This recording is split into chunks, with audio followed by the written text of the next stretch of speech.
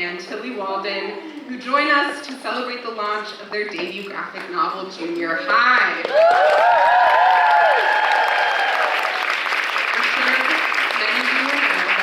Junior High is a fictionalized autobiography of Tegan and Sara's early years as they navigate everything from first crushes and puberty to the trials of sisterhood and the paths to understanding their queerness.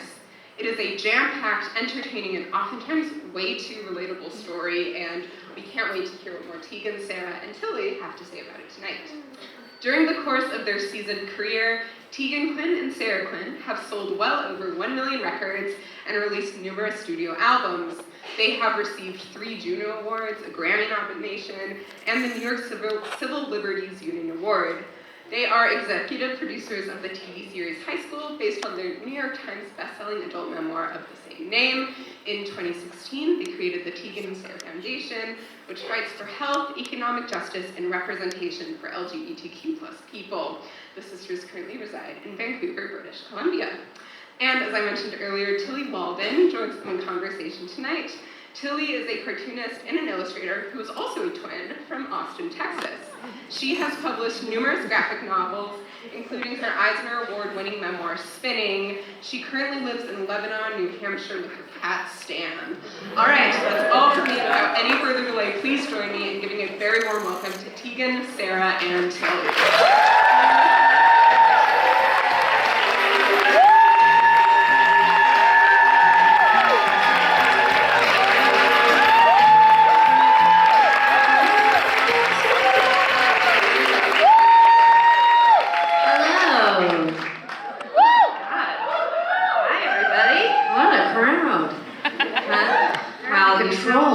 Elderly. What? I feel elderly. Just getting up those stairs winded me. How do you feel? I just want to say the cue for us to come on stage was Tegan and Sara and Tilly, but our names were said like 100 times, and I was on the stairs like. We should have pushed her out. Thanks everybody for coming to hang out with us tonight. Very exciting. Should we talk about this book? This is what I like about Tilly, is I've never met anyone who gets control of Sara and I so fucking fast. I got your script and I was like, I know what to do with this. Yeah, let's do it.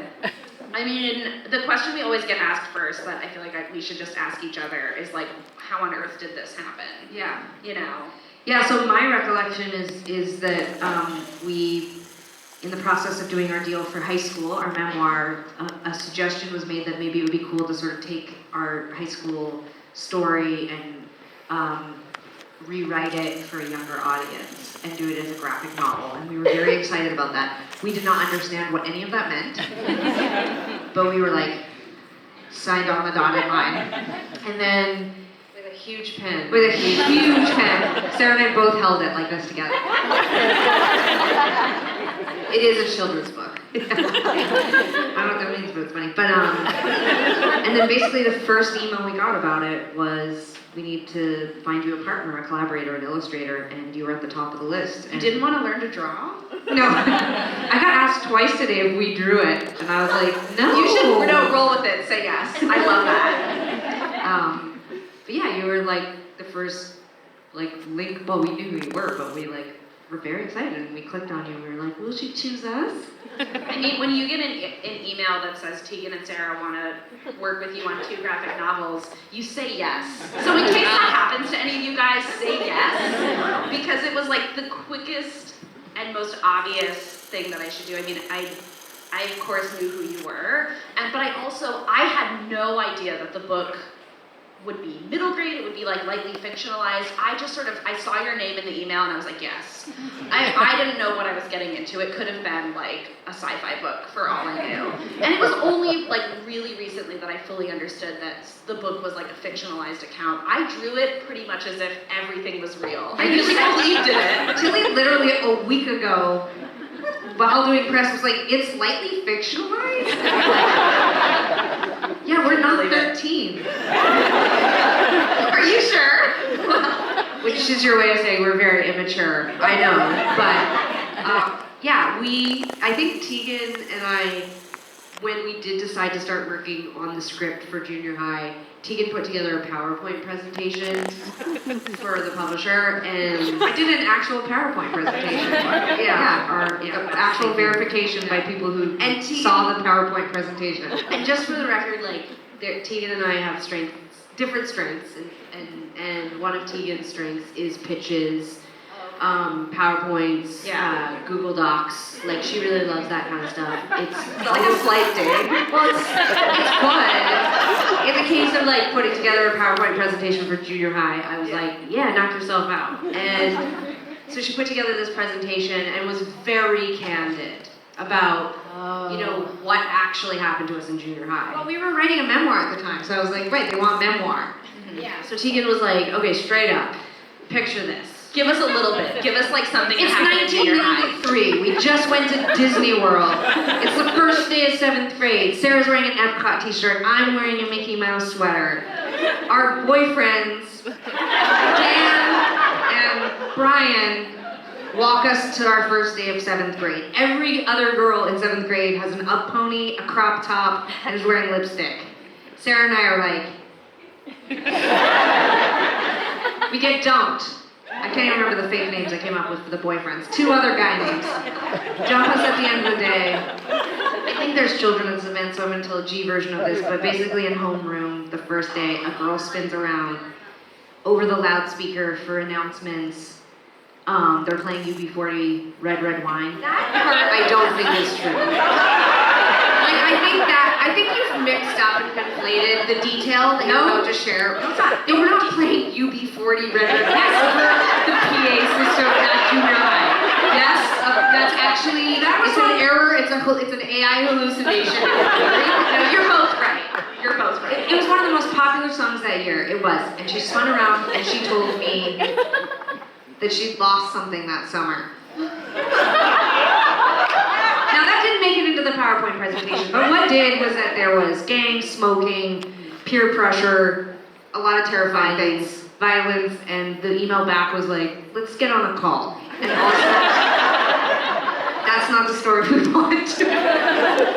And so we were like, holy shit, this is so exciting. We get to tell a fictionalized version of our story and we get to modernize the story.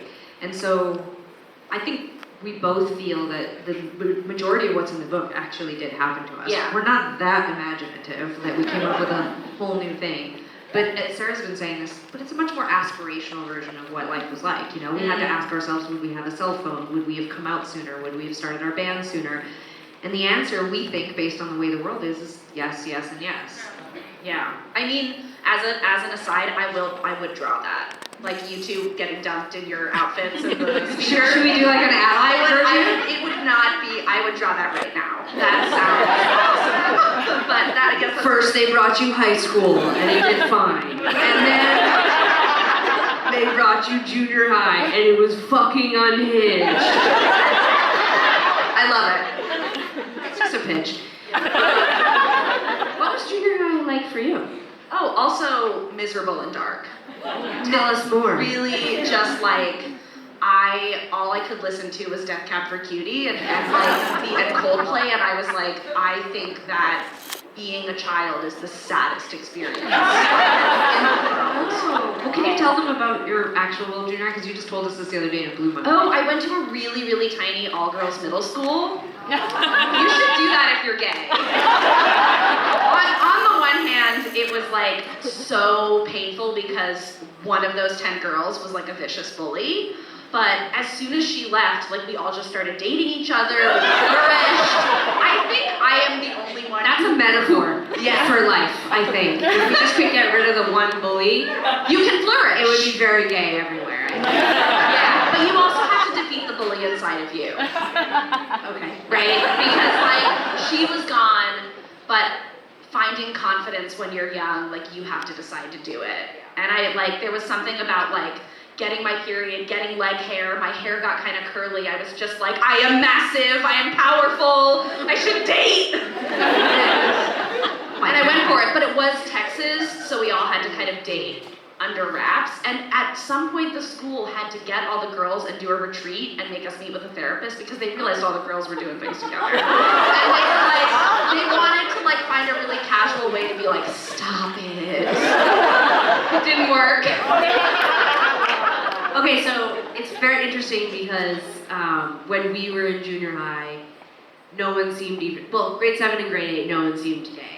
Except for us. And do you disagree? yeah, remember there was the whole kissing, just there was like mean girl gay stuff, you know how. Yes, it's like totally. kiss her. Now I'm telling everyone you're a lesbian. Yeah. And Sarah was like, I'm in love with all of them, that's my type forever going No. forward. Okay. I thought I was the drunk one.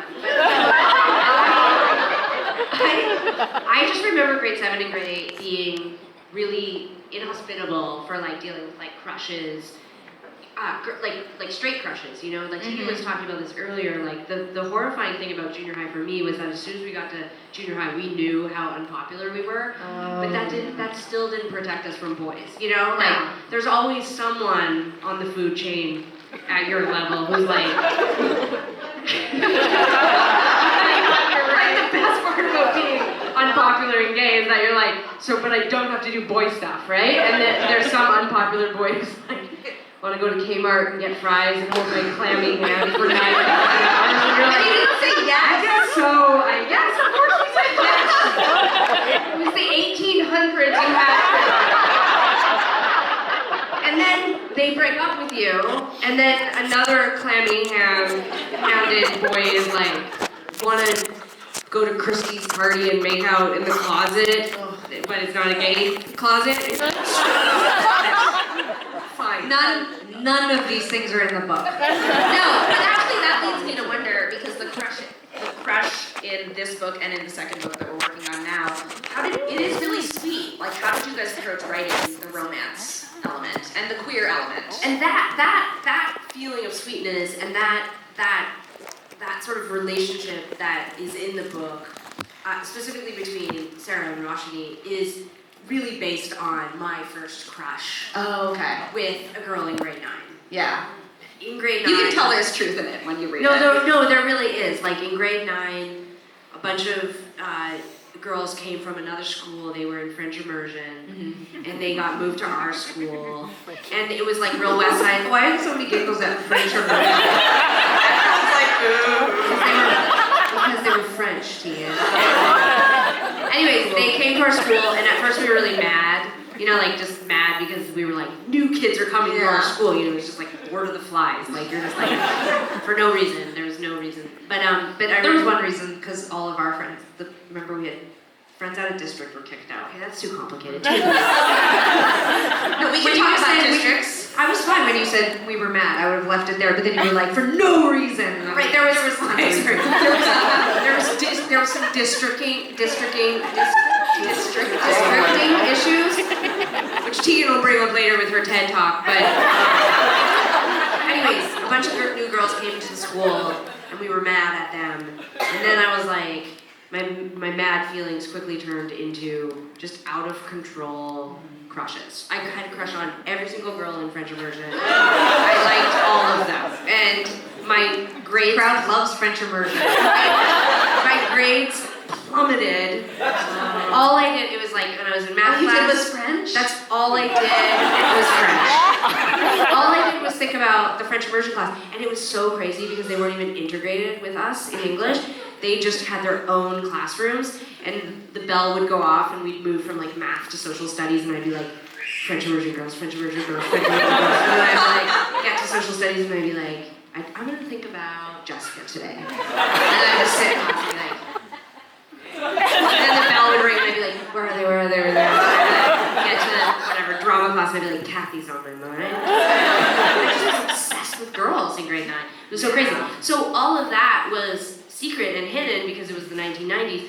But when we were writing junior high, we really thought to ourselves, okay, like aspirationally, if I had been girl crazy the way that I had been, and it was a different time, I might have been able to share those feelings. I might have been able to say to the girl that I had a crush on, I have a crush on you, I like you. What does that mean? And that might be as far as it goes. You know, it just might be reciprocal, like, I like you too. And that would have been so powerful to me at that age. And instead, you know, I was eating cold fries with Jimmy. I mean, it's a really big thing that I think queer kids have missed out on for a really long time is having your friends and your family and your siblings and your twin like react to your crush. Absolutely. And it's not something I really experienced, but it was really fun to write in the book, is the way all the friends, like, they're giving advice to you, little Sarah, like, all the time. It's so communal, and it's so positive. It's kind of my favorite part of the book is how positive it is. Yeah, I think we knew from writing high school that, you know, we really wanted high school to be authentic, and there is a lot of trauma, and there is a lot of residual grief, I think, from that time where we did miss out on a lot of things. There was also a lot of stuff that, you know, circumstantially was fantastic. Like, my mom did not stop me from having sleepovers with my friends, and so, well, I got to have my friends. French immersion friends. Yeah, I got to have a lot of French immersion girls sleep over, and it was fine, you know? And I mean, if my mom had known about the French immersion girls, she would have been like, absolutely not. So, you know, in some ways, were the 90s that bad? I don't know.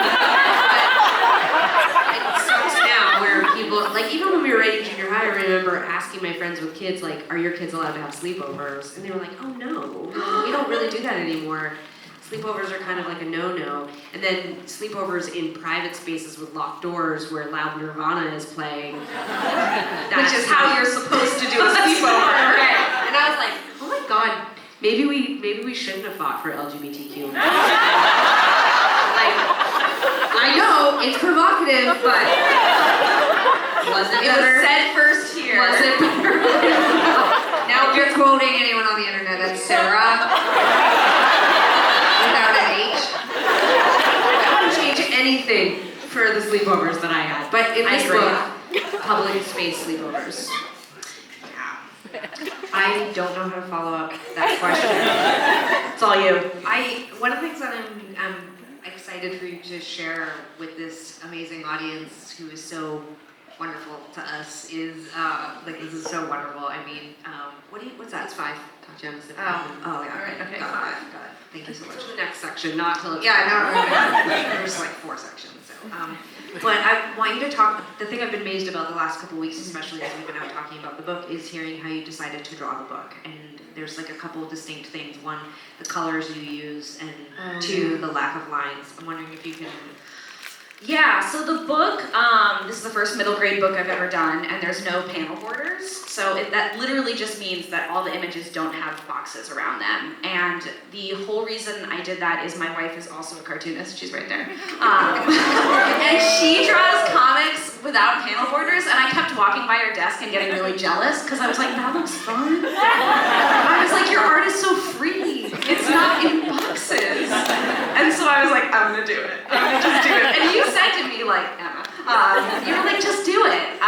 But my junior high is coming out before Emma's book, but when you see her book, she did it first. Let's all know. But as far as like the artistic process, the colors, I have a real vendetta against kind of overly colored books, because I think that the color in this book is like, it's your writing, it's the emotion, and it's like the way I'm drawing things. I don't need 60 colors to make the world expressive.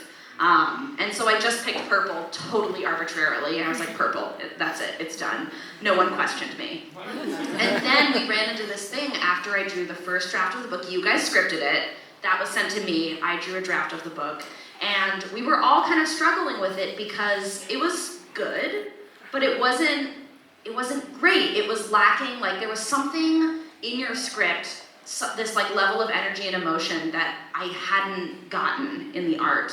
And after banging my head against the wall for a few days, because the sort of proposed idea was to just kind of add captions and add text describing what's going on inside of you. I hate that. I don't like that. Because I feel like the problem with a lot of middle grade work is that the author just explains to the audience what they're supposed to feel. Yeah, so Kids are way more complicated than that, and if I remember anything about being a child, it's that I will never tell you how I feel. So we are not going to explain it. We're going to find a different way to do it. And I'm a twin, and so I accessed my twinness, and I was like, growing up with my twin brother, it always felt like we were just a little bit separate, and we had this special space between us. And so that's when I decided that in between each chapter, we would go into your twin consciousness. We would never explain what that is, and you guys would just sort of mind meld and talk to each other about how you're feeling. And again, I really randomly just assigned you colors. I didn't ask what your favorite color was. Did not ask us. I did not. And when the book was done, I was like, oh my God, should I have asked him? But then it was too late. Well, I also said to you a couple weeks ago, I'm glad you didn't ask, because Yeah. I do feel like... What color would you have picked? that's the thing, is I don't even know. Yeah. I think that was... Tegan loved purple when we were I did, so I feel like... She was like an old new age woman. She like she loved purple. She loved like anything my mom loved. She loved like essential oil. No, I didn't She love had it. No. She had tarot cards. We in can her write room. this into Her book bedroom two. was purple with a black light. My bedroom was purple with a black light. I didn't love essential oils. I had severe acne, and Mom used to make me like lavender and tea tree creams to help my face. Her room always smelled like an old lady with a bonnet, and she just got back from gardening. Okay. I'm only hearing this now, otherwise it would be in the book. This is gold. I don't know what color I would have chosen, but I love that our collaboration was done in a really unique way. There wasn't an enormous amount of conversation between us. The conversation we had was through our script and you giving us drafts of your drawings, and I just feel like we trusted you and we just had the sense that you knew what was going on. And when you started sending those interstitials and those conversations between little Tegan and Sara, it was like you clearly understood us. So.